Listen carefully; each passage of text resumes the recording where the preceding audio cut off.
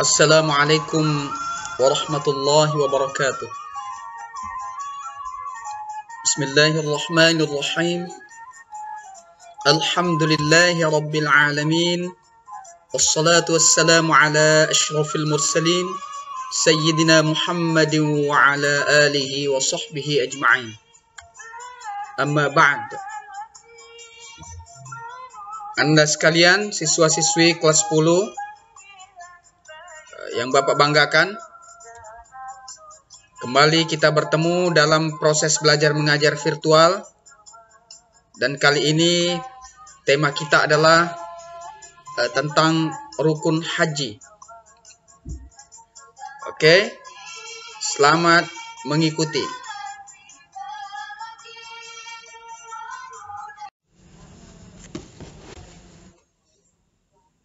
Baik, Ananda.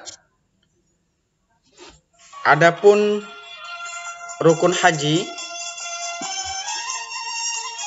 adalah rangkaian amalan wajib yang harus dilakukan saat menunaikan ibadah haji dan tidak dapat diganti dengan amalan lain, walaupun dengan dam atau denda ya. Artinya, jika salah satu rukun haji ditinggalkan tanpa adanya uzur syar'i ya, maka ibadah haji seseorang tidak sah. Jadi rukun haji sama sekali tidak boleh ditinggalkan. Adapun rukun haji tersebut ya adalah sebagai berikut.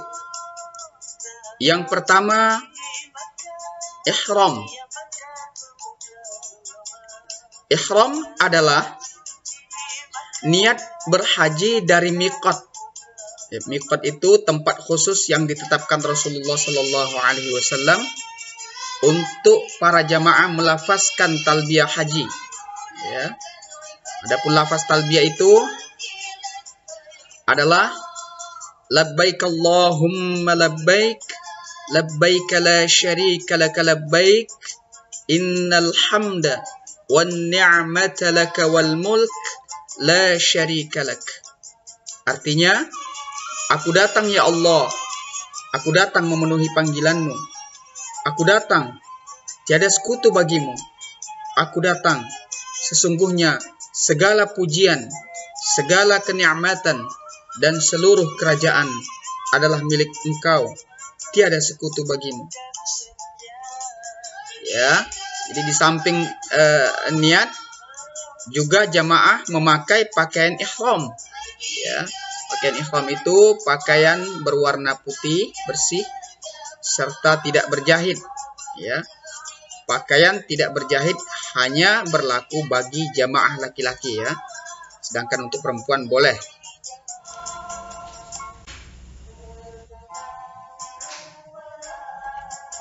Nah, Nanda,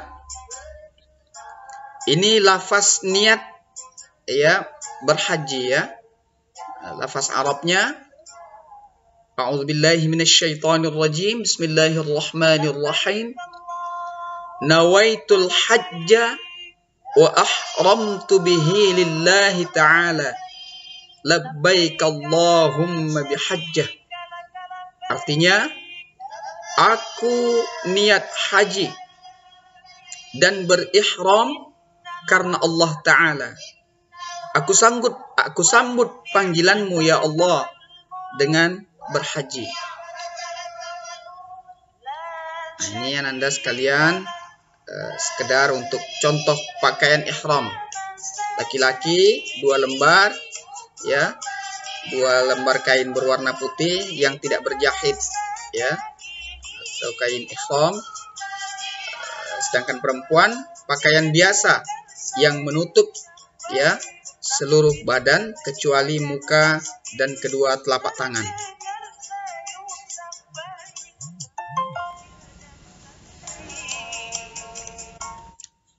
Oke, rukun haji yang kedua adalah wukuf di padang Arafah. Nah, ini Ananda gambaran orang sedang wukuf di padang Arafah. Adapun nun di atas bukit itu yang kita lihat itu ada semacam tugu. Itu sekedar penanda bahwa disitulah pertama kali Nabi Adam dan istrinya Siti Hawa bertemu, ya.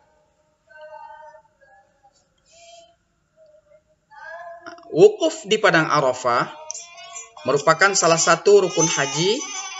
Hal ini, ya, untuk mengingat sejarah, ya, atau peristiwa Nabi Adam dan istrinya, ya, Hawa, ketika diturunkan ke bumi dari surga karena mengingkari perintah Allah akibat terpedaya oleh tipu daya iblis. Mereka dipisahkan di bumi ini selama 40 tahun dan dipertemukan kembali oleh Allah Subhanahu wa taala untuk pertama kali di padang Arafah. Di Arafah itu Ananda artinya pertemuan, ya. Itu yang bisa dijelaskan tentang rukun haji kedua.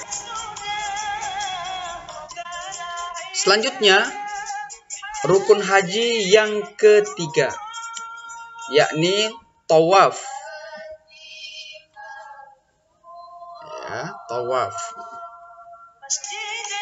Tawaf adalah rukun haji yang ketiga yang diisi dengan kegiatan, ya, berlari-lari kecil atau berjalan mengelilingi Ka'bah sebanyak 7 kali, di mana 3 putaran pertama disarankan, ya, berlari-lari kecil, sedangkan 4 putaran sisanya berjalan seperti biasa. Sesuai hukum Islam, tawaf dilakukan oleh umat muslim saat melaksanakan ibadah haji dan umrah. Tawaf hanya dilakukan di Masjidil Haram, ya. Dimulai, ya, dari salah satu sudut Ka'bah yang di sudut itu ditempelkan Hajar Aswad, Ananda, ya. Disitulah dimulai dan di situ pula lah berakhir, ya. Jadi kita start dari situ, berlari-lari kecil atau berjalan mengelilingi Ka'bah, kemudian finish lagi di situ, hitungannya 1. Mulai lagi, finish lagi 2 sampai 7 kali putaran, ya, dengan arah jarum jam. Itu tawaf, Ananda sekalian. Pengertian tawaf. Syarat tawaf, berikut ini, ya, adalah syarat tawaf bagi para jamaah haji. Pertama, suci dari hadas, ya. Keadaan tidak suci pada diri seorang muslim, ya, yang menyebabkan ia tidak boleh sholat, tawaf dan sebagainya. Jadi tidak boleh dalam keadaan berhadas, ya, berhadas besar, ya, ataupun berhadas kecil. Kalau hadas besar tentu mensucikannya dengan mandi, sedangkan hadas kecil, ya, dengan berwudu. Jadi wudu tak boleh batal, ya. Kemudian yang kedua, suci dari najis pada badan dan pakaian, ya.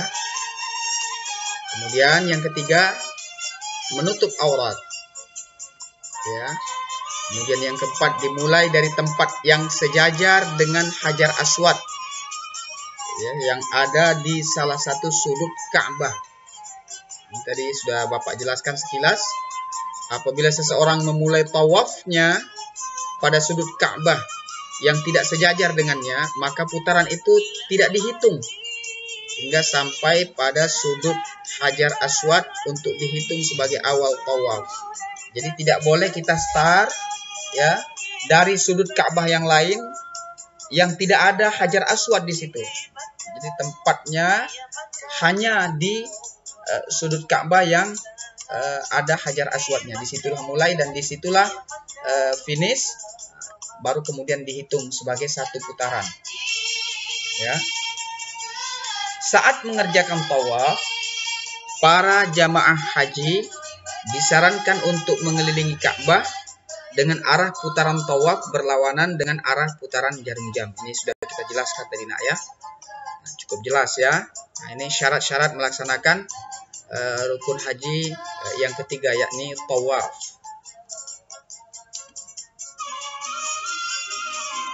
Nah, ini gambar Hajar Aswad, Ananda. Itu yang ada bulat putih itu dijaga oleh polisi itu. Nah, itulah sudut Ka'bah yang menempel Hajar Aswad. Ya. Baik, Ananda, selanjutnya mari kita lihat amalan sunnah saat tawaf. Ya. Adapun amalan sunnah yang pertama adalah tawaf dengan berjalan kaki. Ya, kalau bisa kita berjalan kaki ya, jangan sampai pakai kursi roda kalau memang kita dalam keadaan sehat walafiat atau ditandu ya, kecuali memang kita tidak mampu untuk berjalan kaki, apa boleh buat. Kemudian memendekkan langkah. Jadi tidak usah buru-buru gitu ya. Itu sunnah. Kemudian berjalan cepat dan berlari kecil seperti langkah kaki anak-anak. Nah, ini masih mirip dengan poin yang kedua tadi, nak ya. Kemudian saat memulai tawaf dari Hajar Aswad disunnahkan sambil mengucapkan lafaz Allahu Akbar. Kemudian istilam. Nah, ini sunnah ya, sunnah. Yaitu mencium Hajar Aswad. Ya, menyentuhnya dengan tangan dan meletakkan dahi ke atasnya.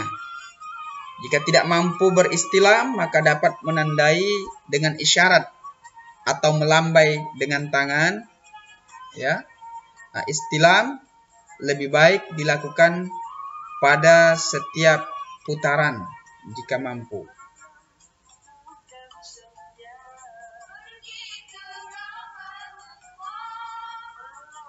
Selanjutnya, sholat sunat 2 rakaat setelah tawaf di belakang makam Ibrahim. Ya. Kemudian bertawaf berdekatan dengan Ka'bah. Ya, untuk memudahkan istilam.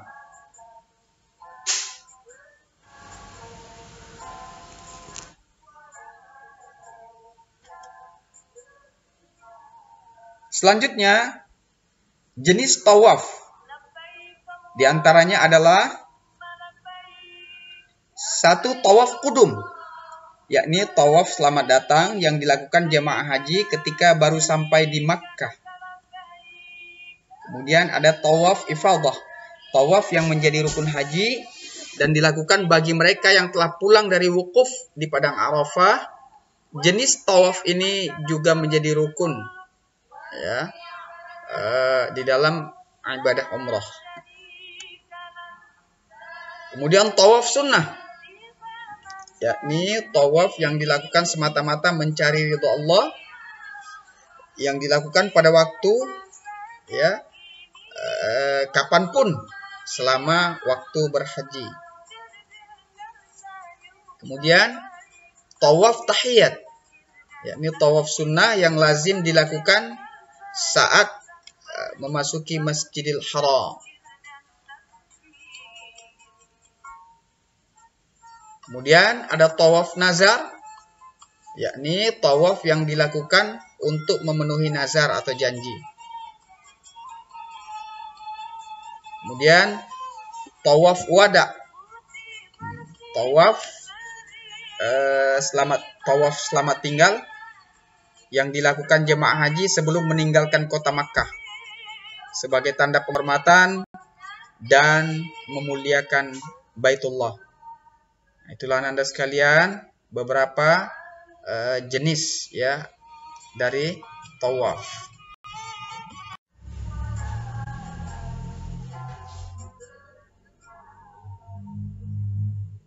Kemudian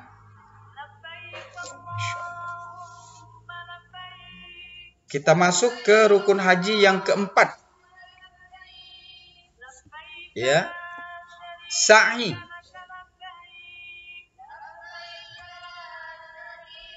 Sa'i adalah kegiatan berlari-lari kecil di antara bukit Safa dan Marwah. Makna inti dari ibadah sa'i adalah sebuah pencarian. Berangkat dari kisah Ibunda Siti Hajar di padang pasir yang mencari air untuk dirinya sendiri dan anaknya Ismail alaihissalam. Nah, ini Anda sekalian, Bukit Safa, tempat start sa'i, dan Bukit Marwah. Ini jarak antara Safa dan Marwah itu itu kalau tidak salah 3,5 km, cukup jauh Anda sekalian.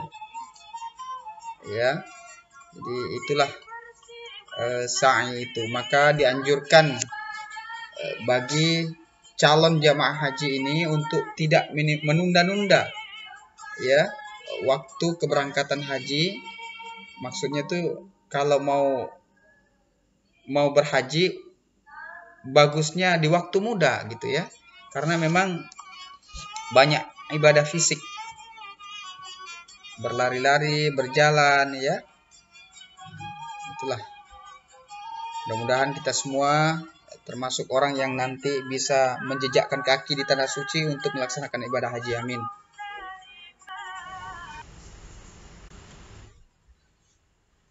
Nah, Anda sekalian, sekarang masuk kita ke rukun haji yang kelima, yang disebut dengan tahallul. Tahallul berasal dari kata halla, artinya boleh. Tahallul bermakna menjadi boleh, dihalalkan, atau menghalalkan beberapa larangan. Dalam istilah fikih, tahallul berarti keluar dari keadaan ihram karena telah selesai menjalankan amalan haji seluruhnya atau sebagian yang ditandai dengan mencukur rambut paling sedikit 3 helai rambut. Nah, itu Anda. Jadi tahallul itu mencukur rambut paling sedikit 3 helai. Untuk laki-laki disunnahkan mencukur habis rambutnya, dan wanita menggunting ujung rambut sepanjang jari. Bagi jamaah yang tak berambut, tahallul dilakukan secara simbolis dengan melewatkan pisau cukur di atas kepalanya. Ini kebetulan kepalanya itu mengkilat tandus, tak ada rambut sama sekali. Maka itu dilaksanakan secara simbolik saja. Pisau cukur tetap dilewatkan di atas kepalanya, tapi bukan berarti melukai kepalanya seolah-olah mencukur rambut. Walaupun kenyataannya rambutnya tidak ada. Tahallul dilakukan setelah melontar jumrah Aqabah dan menyembelih hewan berupa domba, kambing atau unta bagi orang yang mampu membeli hewan. Nah, itulah tadi rukun haji yang kelima yang disebut dengan tahallul. Tahallul, kalau ditanya apa tahallul, bahasa gampangnya mencukur rambut. Nah, ini gambar ini ini contoh Anda sekalian. Mencukur rambut. Nah, ini untuk wanita. Ini gambar almarhumah ibu negara kita Ibu Ani Yudhoyono yang sedang digunting rambutnya oleh Bapak Presiden kita, mantan Presiden kita Pak Susilo Bambang Yudhoyono Bapak yang terhormat. Ini untuk contoh Mudah-mudahan almarhumah diampuni segala dosanya. Al-Fatihah. Bismillahirrahmanirrahim. Alhamdulillahirabbil alamin. Arrahmanirrahim. Rahmanir Rahim Maliki Yaumiddin. Iyyaka na'budu wa iyyaka nasta'in. Ihdinas siratal mustaqim. Shiratal ladzina an'amta 'alaihim ghairil maghdubi 'alaihim waladdallin. Amin. Itu Ananda, rukun haji yang kelima telah kita jelaskan. Selanjutnya Ananda, rukun haji yang terakhir atau yang keenam, yakni tertib. Ya, jadi tertib ini artinya rukun haji itu harus dilakukan secara berurutan. Jadi tidak boleh melompati ya, atau melompat-lompat. Jadi urut 1, 2, 3, 4, 5 gitu. Dimulai dari niat ihram. Jadi tidak boleh dibalik-balik. Kemudian wukuf, tawaf, sa'i, dan tahallul. Ya. Misalnya setelah tawaf seharusnya seorang jamaah haji, ya, seorang jamaah haji melakukan rukun haji keempat, yaitu sa'i. Tidak diperkenankan baginya melakukan tahallul dahulu, ya, baru kemudian sa'i, ya. Jika itu terjadi, maka ibadah hajinya tidak sah. Itulah Anda sekalian. Tentu penjelasan Bapak di sini nak ya tidak terlalu mendalam ya. Tidak terlalu mendalam karena keterbatasan waktu ya. Dan untuk lebih mendalam, Ananda boleh mencari lagi ya literatur lain, membaca lagi supaya lebih mendalam lagi pemahaman Ananda tentang haji ini. Oke Ananda, cukup sampai di sini dulu pembahasan kita tentang rukun haji. Jika ada hal-hal yang tidak berkenan, Bapak mohon maaf ya. Dan mudah-mudahan ada sedikit tambahan ilmu yang bisa Ananda peroleh dengan menonton video ini ya. Catat bagi yang menonton, bukan bagi yang motong-motong video ini nak ya. Terlalu perhitungan alias pelit untuk ilmu ya. Jadi kalau nonton video yang tidak senonoh, maaf ini agak kasar dikit ngomongnya, mungkin ditontonnya, tapi kalau pelajaran ujungnya baik. Nah, orang seperti ini tidak akan bermanfaat ilmunya. Bapak nyumpahi tidak, tapi biasanya seperti itu. Ya, pelit berkorban untuk ilmu. Mudah-mudahan Anda tidak seperti itu. Demikian yang bisa Bapak sampaikan. Akhirul kalam. Sekali lagi mohon maaf jika ada hal yang tidak berkenan. Bapak akhiri. Assalamualaikum warahmatullahi wabarakatuh.